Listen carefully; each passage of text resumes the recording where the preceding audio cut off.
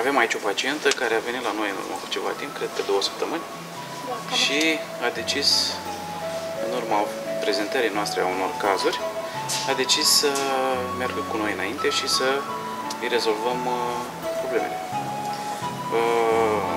Pentru partea inferioară am hotărât să punem un număr de 11 implante post-extracțional și de aceea a primit o lucrare provizorie. Va trebui să stea 3-4 luni cu acea lucrare provizorie, apoi va primi lucrarea definitivă.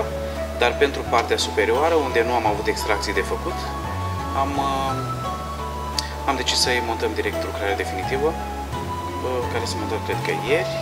Haideți să vedem un pic ce zice pacienta, cum se simte și cum a primit tot ce s-a întâmplat la noi. Cum sunteți? Foarte bine, a decurs tot foarte bine, fără dureri, doar puțin în ziua când s-au pus implanturile.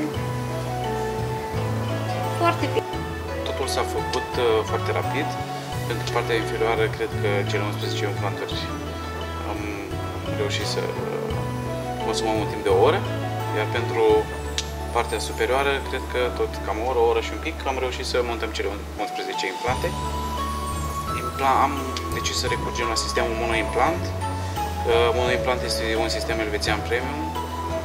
Reușim să rezolvăm cazuri chiar și de diabetici, chiar și pacienții cu puțin os.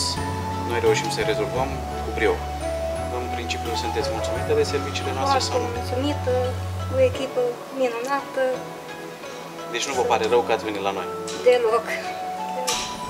Bine, atunci să nu uitați la 6 luni să reveniți din nou să vă facem ocluzia, să vă facem câteva verificări, să vă facem o curățare și apoi din 6 în 6 luni din nou la verificări, ca totul să decurgă bine.